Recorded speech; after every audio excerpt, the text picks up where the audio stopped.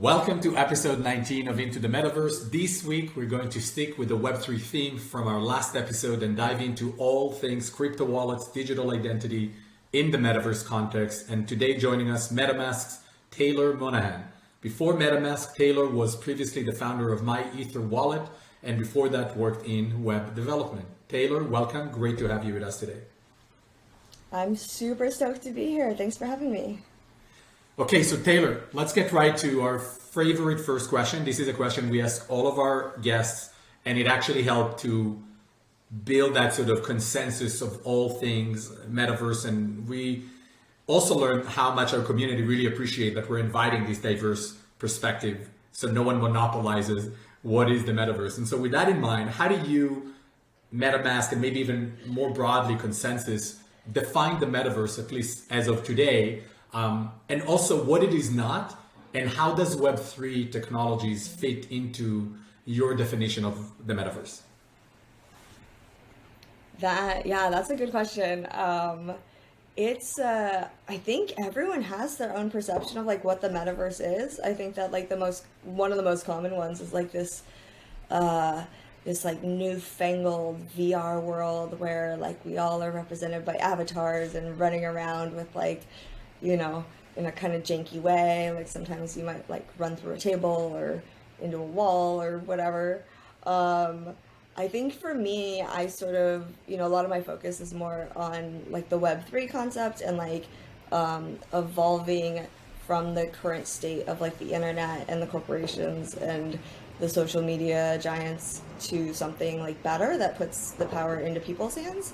And I sort of extend that definition to the Metaverse. Like, so instead of thinking about like, I don't know, Zuck's attempt to turn us all into like headset wearing junkies, I like to think a lot more about how do we build systems that like have no borders, and how do we make sure that those systems actually serve the people that are participating in or contributing to. How do we make sure that they don't exploit people? How do we fix some of the mistakes that we've made in the past? And that's sort of how I define it, because otherwise it gets really depressing if you go too deep down like the mainstream media's definition of it. I think you hit on two important things. I kind of like to always pick some out from our guests, what they talk about. And one you talked about is the evolution of the internet. Not the Zuckerberg VR, Oculus, whatever they're going to call it now going forwards view, Reality Labs view of things, but just the evolution of the internet. I work with Matthew Ball now. That's kind of, he wrote the tome on the Metaverse, and that's exactly how he frames it. I think it's important to not be deterministic about technology. So, extrapolating beyond VR and saying, hey, this can be accessed through any device.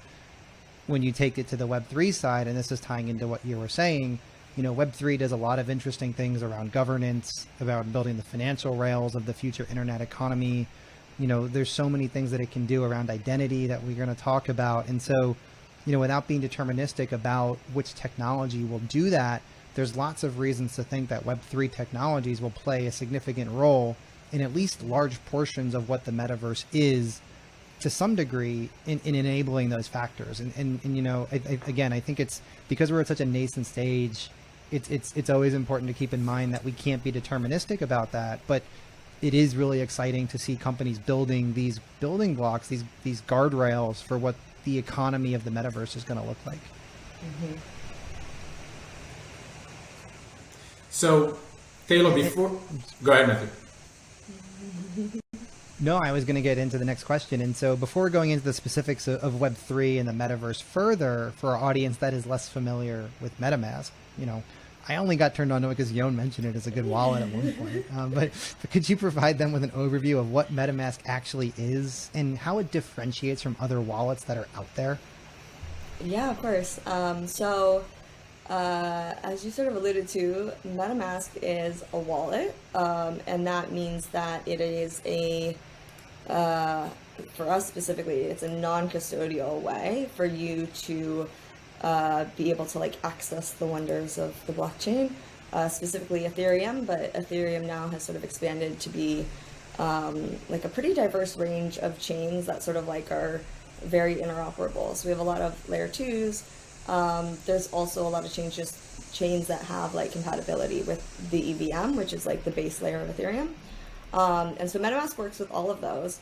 And the sort of, I guess the biggest difference between MetaMask and maybe what people are familiar with is one, we do not hold your funds. So we are not like Coinbase. We are not a custodian.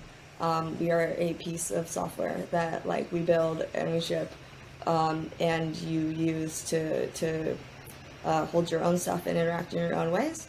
The other thing is that it's not just like this app that just sits there and shows you your money and then you can like send it around whenever. It's really a way to interact with like all the different dApps in the ecosystem.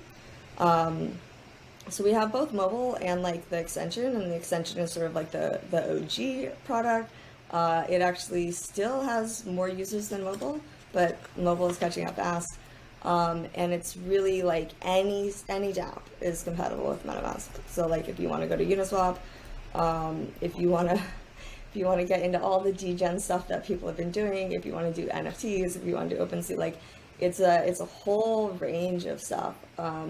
And like the most sort of common way that people interact with those is they sort of connect to their MetaMask, and the MetaMask sort of provides like a layer of separation. So like your assets, your digital assets, and like the secrets that protect those assets, that doesn't necessarily get passed to the dApp.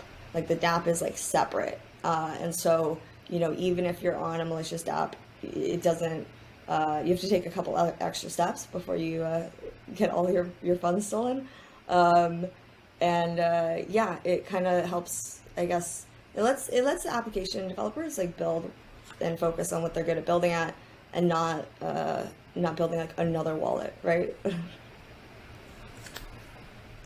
So we're gonna dig in on that and expand a bit on MetaMask as kind of the functionality and the promise and what it helps people do, and what kind of we can extrapolate about that in terms of identity. So thank you for the background. I'm sure our audience would appreciate kind of the quick introduction for those who either use or don't use yet MetaMask. But I want to take the conversation to maybe a bit more either kind of philosophical or principle conversation, and talk about kind of the opposite ends of the spectrum of crypto adopters or Web3 adopters. So, you know, on the one end of the spectrum, we have the kind of techno anarchists, or another way to describe them would be maximalists, that want everything completely decentralized, that only use physical wallets and want to no intermediaries in their lives. And on the other hand, you know, we have, for lack of a better term, sort of beginners, which can be really any age, anywhere from grandmas to, you know, people who could care less about crypto and what Web3 means for the future of humanity, who won't ever be able to figure out the complex web. And that's an understatement, right? The complex web of wallets and protocols that crypto enthusiasts and maximalists deal with every day, and to be honest, get excited about. And so how do you, as, you know, among the leaders of MetaMask today, and more broadly as the member of a Web3 community of builders and creators, I mean, you're part of a very big group called Consensus, which have multiple ventures and services in the world of blockchain and Web3. How do you think about building tools, features, protocols that address a multitude of audiences with these opposite needs and entry points and understanding of Web3? Mm-hmm. Yeah, that is the $1 million question, right? Like, how do you build a product? $1 trillion question. $1 trillion question. It is. It really is. It is. Yeah. How do you build a product where your users are like so diverse, like literally the entire spectrum? The other question is like, how do you build a product and make, you know, good product decisions when you don't actually really understand what your users are doing currently, and like you also are fully aware that like you don't know what they're gonna want to do next year, right? Like NFTs, that was like slightly different because we sort of had been talking about NFTs for a while, but like DeFi summer, like we didn't see that coming. Nobody saw it coming, and I'm not even gonna try to predict what comes next year or the year after that or the year after that. And so, yeah, how do you make decisions? How do you build something that's useful? It's interesting. It's like what I spend most of my days thinking about. The approach that sort of philosophically we've taken is we want MetaMask to be able to serve like all of these people, and we want MetaMask to be able to like keep up with the ecosystem. And I really want to emphasize like this ecosystem moves fast. Like when it decides that it's going to go all in on something, like you have to race to keep up. Even as a user, you have to race to keep up. You have to dedicate like an insane amount of energy to it. And as a builder, there's, we sort of realize like there's no way for us to keep up realistically. Like you would have to have an immense team. You would have to be like in perfect lockstep. You would have to have like perfect analysis. You would have to like, all of this stuff. And it's really like at the frontier and like pushing, it's really pushing on like so many different emerging markets. And so when you kind of like start to grapple with it, the answer that we came to is like, well, maybe we should let the experts build it because they're the ones that are already building it and they're the ones that like know. And so for the last couple of years, we've been building what's referred to as Metamask Snaps. And these are sort of like little, they're like little add-ons that like individual dApps or individual developers can create that sort of specifically hook into MetaMask in different ways to give the developer more access to the functionality of MetaMask, but also give the end user, just like deeper integrations and like custom functionality that's best for them. And the best thing about this, and like this is kind of like we're kind of all in on this idea. The best thing about it is like so many of our product choices we're forced to choose. Like, okay, if we choose that like we want to make it a big priority to keep people safe, that inherently means that like we're going to be sort of restricting some people's ability to use the product on the other end of the spectrum. And in the same way, if we like leave it a complete free-for-all and like say that like it is, we must allow every single person to do anything that they want, then we watch people lose their money, and like a lot of people lose their money. And so ideally, like the sort of the way that this gets solved is like the MetaMask core product is still there. And it sort of like provides the core functionality and the things that you trust your wallet to do. But you then sort of like hook in these little add-ons that are based on like what you want to do, your experience level, maybe like what your friends recommend. Like I know that, most of my friends, like I introduced them to crypto, and I got them set up with their first wallet. And so like there's a feature where I could like set them up with MetaMask and like, like add on the little like safety ones and be like, all right, don't get too degen on me. Don't believe someone who's telling you that you're going to get a free Bored Ape, and like kind of lock them down. And then, even though that individual person is restricted from like taking certain actions or exploring certain things, it's not something that like MetaMask as a product or MetaMask as a team or Consensus as a company, like we have no say in that. We're not restricting it on a universal level. We're leaving it up to like a very localized, small sort of, like, yeah, if your friend wants to lock you down, like hope you trust your friend.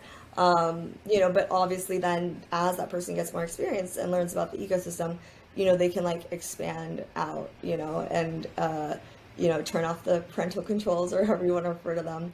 And this is like, this functionality isn't just about like, putting the training wheels on for your friends. It's also like, so many of these dApps have like unique things where if MetaMask did X or did Y, the experience for the end user would be better. And instead of trying to like integrate all the things into the wallet and then keep them all up to date and then maintain them all and then, keep track of the hard forks against, all the different chains and make decisions about like when to support and not support, we're just like throwing up our hands and saying, okay, we're going to give every single builder the ability to do that if they are the expert in that, and to like attract users and to improve users' lives.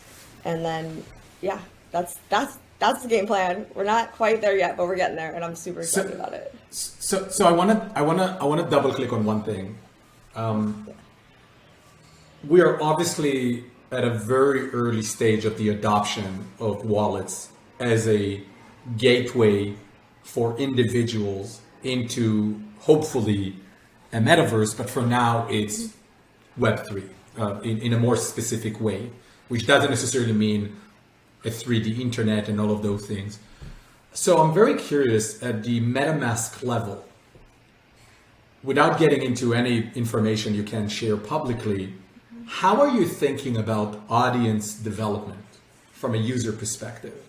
Because obviously we're still at that very early stage. I don't know, I think there's a few dozens of millions of users on MetaMask, right? And between going from 20, 30, 40 million to 400, 500 million, I think we're a long way from that, and it's going to take time. And so today, if we think about the near term, from a focus perspective of where MetaMask as an organization and a product focus on, could you educate us a bit more on who is that core audience that you're really going after? Who are the folks that may be important in the future, but you're not prioritizing yet? And what do you think from a MetaMask perspective could be a reasonable timeline where we can really look at a 100, 200, 300 million MetaMask users? Yeah, so we actually sort of have like a dual approach to this. Within Consensus, the sort of like, you can call it like the core MetaMask team, the people that are very ideologically driven by like very open, permissionless, long-term, like we value the long tail, and we value the leaving everything very open, and we want to enable all the things. That's sort of like the core MetaMask group. And for us, it's like, you know, our primary, I guess, audience is actually developers. Like, we want to empower developers, and we want to empower builders, because we see them as like the ones where, you know, even if we never actually like go down and chase users or try to like bribe users into using our product, if developers like build useful things, and if MetaMask is a useful tool to enable those developers to like either gain users or provide a superior experience for their users, then we see MetaMask as like being a successful and a valuable product. However, that's a hard sell for some people, and so we have other teams that are providing, you know, maybe like before we realize like sort of like our end goals and get somewhere where like it's super successful in every single way. We have a lot of teams working on stuff that are more immediately valuable. And so these teams are like, one of them is called MetaMask Institutional, and like they have a very narrow user set. And they're going after like funds and like crypto native funds and people who need, like, honestly, like they need more controls. Like they need more control over like the permissions required before a transaction gets sent out, right? So like either a multi-sig via Gnosis Safe or via any one of the like the KYC custodial providers. And I think that is like super valuable, right? Like these funds want to access Web3. And they can't right now with MetaMask, because we sort of only provide this, you know, we don't want to KYC our users. that's not part of our plan. But because of that, like there's this whole secret recovery phrase, and these, you know, we don't have the controls that they need. We don't have like the specific, like reporting that they want. And so by, sort of like, adjusting MetaMask and integrating with these other partners, they can really focus on serving that audience. And then hopefully in the long run, like we sort of like, it's sort of like a fork now, and then we you know, we'll go on our own paths. And then ideally at the very end though, like we merge back together, and like our product can serve everyone. And there's a few different initiatives around this. Like we're, obviously swaps we have built into MetaMask. Like that's a feature that we saw as like immensely valuable to users today. Again, in the long run, is that something that's going to be sort of part of the core wallet, or is that something where MetaMask is just aiming to serve, like to enable other developers to provide these like superior experiences and hook directly into the wallet? Same goes for like bridges, right? Or like yield opportunities or staking. You know, like the question that we ask ourselves a lot today is, you know, what is worth having in the wallet in the long term? What is worth like sort of delegating out? How do we create like really frictionless experiences between it? How do we improve like the interaction points for dApp developers to empower people to like actually build really valuable things in a useful way, so that like, you know, the end goal is like the whole pie grows bigger, right? Like we're not trying to like sit and capture stuff. We actually want to create new value, and that's we've done an okay job at it so far, but I think we can do a much better job, and we'll get there. I mean, it's good to be developer driven and be focused on what the users and developers want. And that's not only unique to Web3. I mean, that's anything that's been successful in software and technology has been user driven first. And so that makes tons of sense. I do want to go, since you opened the Pandora's box talking about some regulation things, we have to talk about regulation, because you can't not talk about regulation when you're talking about crypto and everything. And it's a big talking point, and obviously this kind of goes back to the opposite ends of the spectrum that Yoan alluded to with the different user bases and everything. There's certain people that don't want any regulation whatsoever. They want to do things on their own.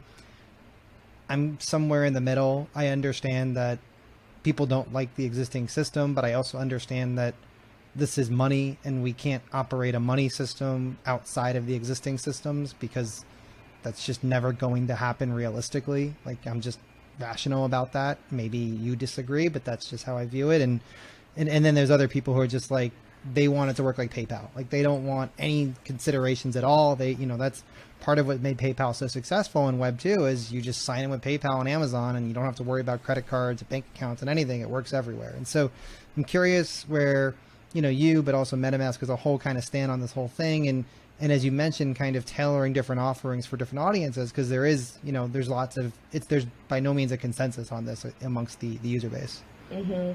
Yeah, it is especially right now, a very timely subject. I think that, so I think if we actually take a step back and ask ourselves, why the hell did we have regulation in the first place?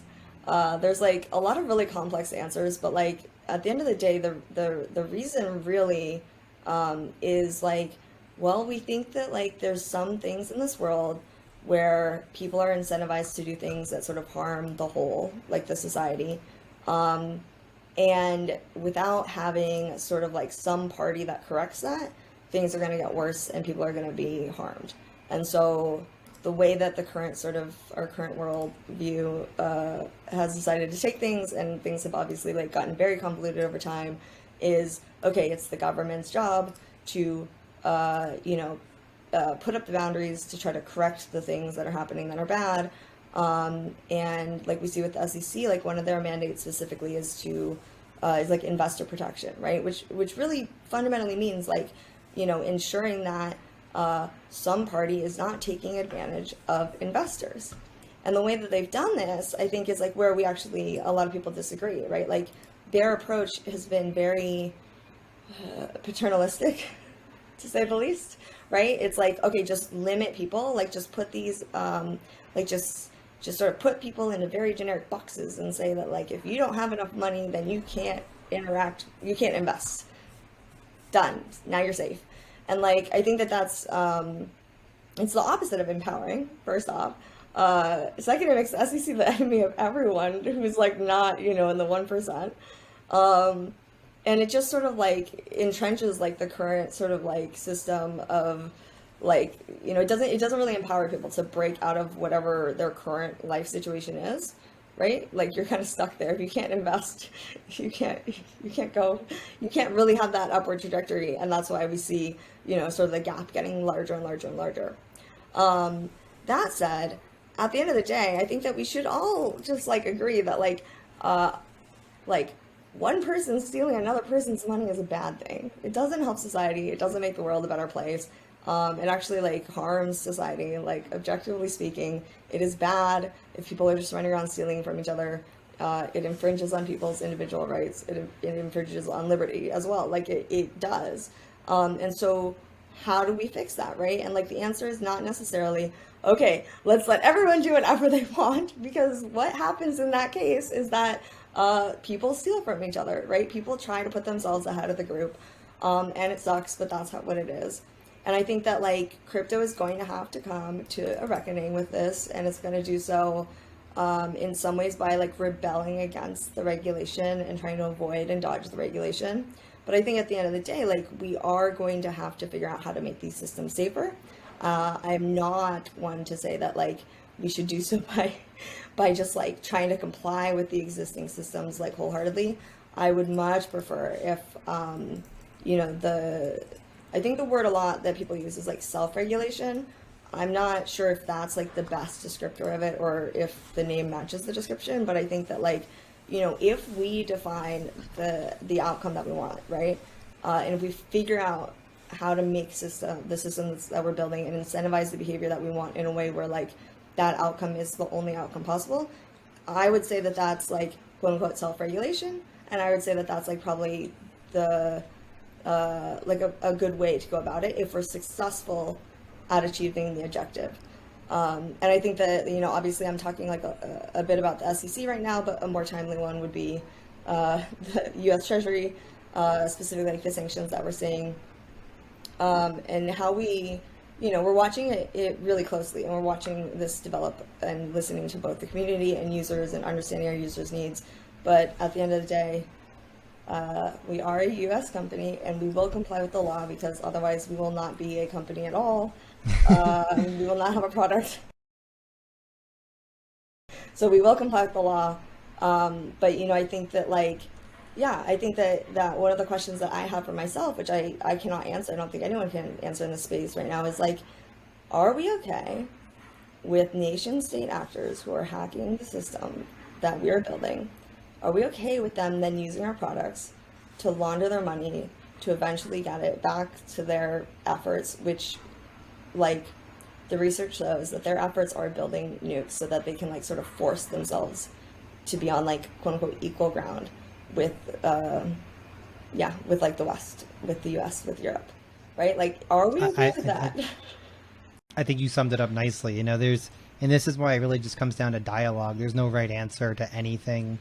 You know, I'm familiar with the SEC side and the financial community, and it's like, and it's people point to the CFTC as like, they launched Bitcoin futures a long time ago. Why doesn't the SEC just approve a Bitcoin ETF? It's actually very different, right? With a futures contract, there's no dollars going into the crypto ecosystem. That is a purely fiat currency based investment product. And so there's no Bitcoin actually being bought and sold there. So they don't care. They're like, yeah, sure, whatever. It's an oil future. Cool.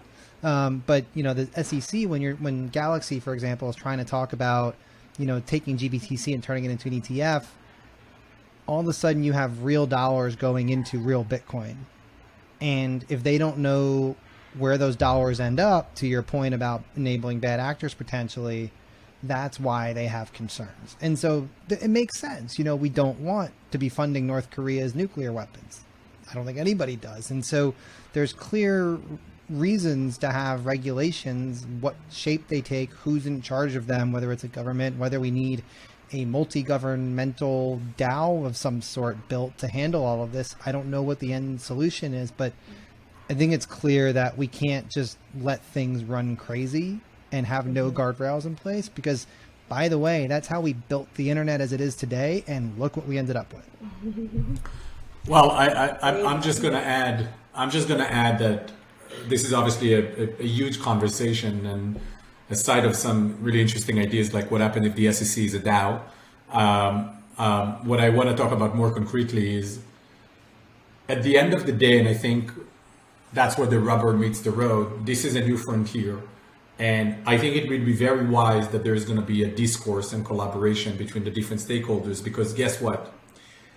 Regulation, what is regulation? Regulation is the deployment of a set of principles that are controlled by an entity that operates under the power and the purview of a government, which is basically a legal entity. And so that is not going anywhere. And I know that there is all sorts of things happening now in initiatives like the network state that I'm in the process of reading, which is interesting. And sure, technology is really undermining the core fundamentals of what a nation state could be. But these are all very, very long-term consequences that will take time to unravel. I do believe that it would be prudent for both the regulators or government entities and for different stakeholders in this new frontier, if it's crypto companies, crypto institutions, to really have a discourse, because at the end of the day, if there isn't a discourse, and there will be regulation, it will probably be overextended. And if there isn't regulation, the greed and the lack of control are going to surpass even what is happening now, which is also not good. And so there has to be a sort of silver lining, I hope, in order to push innovation and not create a crypto environment and a Web3 environment that will hamper innovation and ultimately enable the US to fall behind some other countries. So there are a lot of consequences, but and so I do want to switch gears though. So Taylor, if you do have one last comment on the topic, go ahead. I would like to switch gears back to identity. Yeah, I mean, I have so many comments, but I think that we did a pretty good job of summing this up. It is a huge conversation, and I would love to talk about identity at some point here. So switching gear to identity, part of the metaverse promise, at least in our kind of perspective as a podcast, is that it's really going to give the ability to anyone to manifest their personality through, quote unquote, these avatars. Maybe sometimes these avatars are 2D, and we believe a lot of those avatars are going to live in as 3D form factors over the internet, right? Kind of modalities. And so we would love to hear your perspective. Could be personal point of view, even better if it's also kind of the MetaMask point of view. What do you think identity will mean in the future when people could potentially and most likely will have several identities in the form of an avatar? And what did it potentially mean for businesses, enterprises, brands who are going to serve and interact in this new paradigm of users and consumers? Mm-hmm. Wow, these are such big questions. This is what we do here. Really question. I love it. No, I love softballs. it. Okay, so identity. Oh gosh. Okay, so one of the things that I think is fundamentally different about like sort of what we're trying to build and sort of how things work today is one, like our identity and our reputation are very intertwined, and like we sort of like require all of your information about like who you are and what you are and how other people define you, like legally speaking, like my name and my address and all these things. We like associate that with like your credit score, and then we associate that with like, all this other stuff, and then we link property to it, and it's just like it's quite a big mess, and it's like all reliant on this like thing that you're assigned at birth, which is like your name and your social security number in the US, or the equivalent in other countries. And like it's it then has resulted in this identity then like being sort of like linked out to all these, like you have your Facebook and you have your Twitter, and like we try to restrict what we're giving to them, but at the end of the day, like if they have enough information about you, they have everything about you, and it's like immutable, and like you don't really even know what people know about you, and like on and on and on. I think the best example is one that I think, yeah, one of my friends, Billy Ledke, who's working very deeply on identity, he uses this example, and I love it. It's like when you go to a bar and you show your ID, the reason that you're showing your ID is because you want to prove that you're like of age, but like why are we handing all of that information to like some bouncer at the door when they just need to know like here is like you're not even your age, but they just need to know that like true or false, you are of age or not of age, right? And it's not as scary when it's like this random bouncer who's gonna like physically just like look at your ID really quick and then move on with their life and not remember anything tomorrow. That's very different when you get into like blockchain land and metaverse land, where things are now stored, things are now not like a fleeting physical in real life moment, but do you want to walk around and show like your like government issued ID to every single person to get in the door? Like no, like what do they need? What do you need to prove? And the other opportunity here that we can really improve upon is like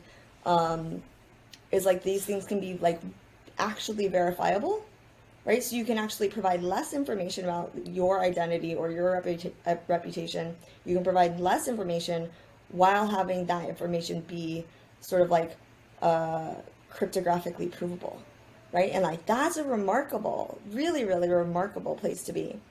The other thing that I'm thinking like very heavily about is like, what does identity actually mean? Like we have so many different facets to who we are and how the different things that like make us up. I think that like even as we portray ourselves in different environments, like when I'm with my family, like I have a daughter, she's going to school now, like the person I am when I drop my daughter off at school with all the other moms dropping their kids off at school is a completely different person than the person I am on Twitter, right? And that's a different person than the person I'm with, like when I'm with my actual family, you know, in a cool environment, which is different than when I'm at a crypto conference or like after a crypto conference when I'm not with my daughter and I get to like drink at the bars at midnight and stuff, right? Like those are very different facets. And again, it's a lot easier to keep those separate when they're sort of like, you know, a lot of it is sort of ties back to this like really physical, localized, like in real life situation. If we imagine a future where most of the stuff that we're doing and most of the people that we're interacting with are happening in like VR land or hopefully like a better a better sort of representation, you know, do we want all those identities to be like linked together, right? Like if someone can like double click my avatar and like I'm dropping my daughter off at school, right? If they can double click my avatar and see like what I did at midnight at the conference or after the conference 2 weeks ago, like, oh God, you know, I'm going to be like watching my behavior all the time. It's going to limit my personality. It's going to limit my confidence. It's going to make me second guess myself. We're going to end up with a really like generic conforming society of like non-rebellious people. And like, that's the worst future that one can imagine, or that I can imagine. I don't like that future. So I think that like the most important thing that we do is like, number one, enable people to like understand what information they're giving up to people, limit it. So like make it more provable, more verifiable, but limit what's actually being shared. I think the other thing we can do is empower people to separate their identities and keep sort of like these different identities as separate as they want. And that has a lot of implications on the last subject, which is like privacy, right? How do we enable people to like separate their past behavior from the current behavior in a way that like still enables the system to, we have to have some sort of reputation, right? Like we can't just have everyone like have a big delete button. It makes it hard. That's kind of what we have going on in crypto now. It makes it hard to build like robust systems. But I think that there's thank goodness, there's a lot of very bright minds working on this. And I think there is a way where like, you know, I'm not the same person I was when I'm 18. Therefore, that doesn't necessarily need to follow me in every aspect of my life. And I think that's very empowering if we get it right. I think that you said a lot of really good things there, and you know, Yon actually brought this up to me for the first time, and it's really powerful as a concept. It's, you know, there's what 8 billion people in the world or whatever, but the metaverse TAM is potentially 80 billion avatars, right? Everyone has, as you're talking about, different versions of themselves for different circumstances. There's a work Matthew, there's a play Matthew, there's a Yankee fan Matthew who's very depressed right now because the Yankees are very bad right now. But you know, so but there's the Michigan football fan Matthew who's very excited about football season. So you know, there's all the different Matthews, and you don't have to express all of them at the same time. Exactly to your point. And so having the technology to bring out the version of yourself in the right circumstances, in the right aspects, the right experiences, and interact with the right people with that self, that's very valuable, very powerful. We're nowhere close to being able to do that, but when we get there, it's going to be extremely exciting because, you know, I like to say that the metaverse is a social movement, right? It's driven by human behavior and human interaction. We want to socialize and we want to express ourselves. And this is one of the foundational technologies that's going to help us express ourselves. Yeah, 100%. And I do want to say like one thing directly about MetaMask, like one thing that we hope that, you know, like I said, there's so many people building things around identity and reputation and privacy for that matter. I'm just going to link them all three of them now. And I think that like how we're sort of viewing it is like, one, there's decades of research that have gone into this. Like, so we're going to definitely trust the experts on this and not try to like spin up our own identity system from scratch right now.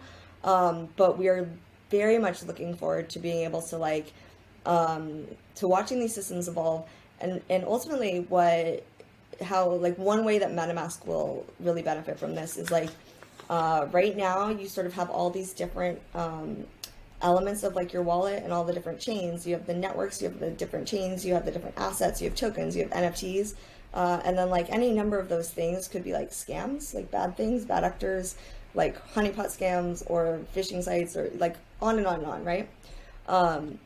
And there's sort of like the traditional way to like try to figure out if something is legitimate or a scam is like someone makes a list in a centralized database somewhere, and then someone else maintains the list, and then you like give people a reporting feature, and then everything is fine.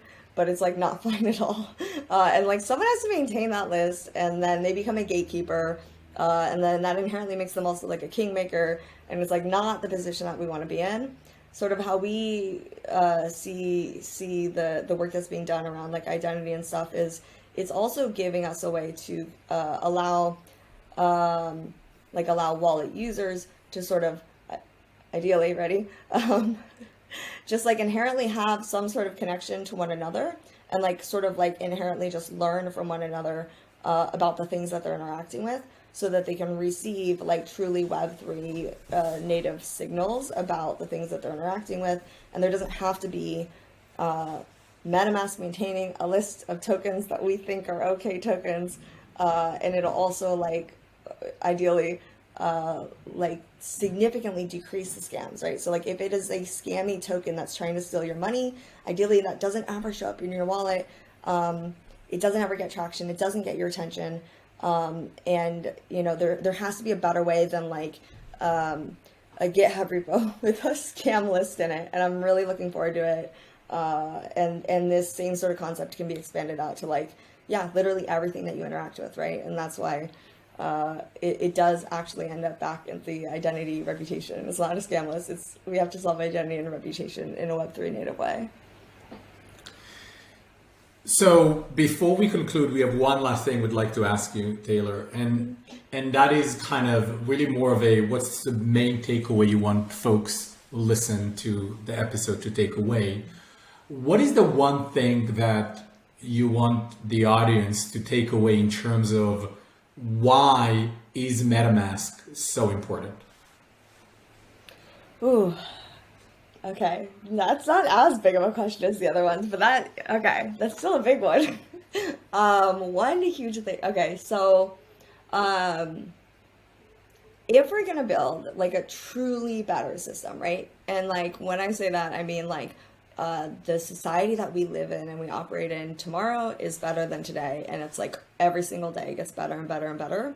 Then we need to we need to give everyone in this world like the tools to be able to like access and unlock their full potential, and to like give everyone like the tools and the ability to create new value, right? Not just like moving value from point A to point B, but actually creating new value. And that's like step one, is like have the tools, have the ability. Step two though is like we have to actually empower them to do that. And the way that I kind of like think about this is so you want to like give people confidence. You want to give them like, you want to tell them like, you can do it. Like, I have total faith in you. There's a lot of ways to empower people, but like ultimately the person it comes from within themselves. They have to like feel like they're entitled to this thing. They can do it. They have confidence. Like they're going to go grab life by the balls. Like that's ideal, right? And then I think this is the most important thing. And one thing that at MetaMask, we actually think a lot about, and I think we think about this a lot more than others do, is like the third step to this magic of like having this better world and empowering everyone is that then we, the tool or the thing that's like, you know, helping empower people, like we have to get out of the way. Like you have to get out of the way. If we stand there like visibly and like it doesn't matter if we're like cheering them on or if we're like crushing their hopes and dreams. Like it doesn't matter. Like it actually has the same sort of effect, right? Like empowering people is about actually letting them level up, right? And letting them go. And in order to do that, you have to get out of the way, because otherwise, like, it just creates like a really weird situation. So that's how we think about the wallet, right? Like, we want to create this thing that unlocks people's potential, that allows them to do anything, whether you're a developer or a user. And then we want it to be like very seamless and frictionless, and we want you to forget about our existence. We want it to just be like this thing that doesn't hinder you. It also doesn't like cheer you on like weirdly from the stands. It's just there, and it just allows you to do whatever you need to do. And we don't even pretend to know what your end objectives are, right? But you can do them. So that's our very philosophical end goals. An invisible enabler for human progress. That's what I'm hearing. Love it. Taylor, thank you so much for being with us today. Both Matthew and I really enjoyed hosting you and chatting about MetaMask and identity in the metaverse. Thank you. Thank you for having me. This was really, really fun.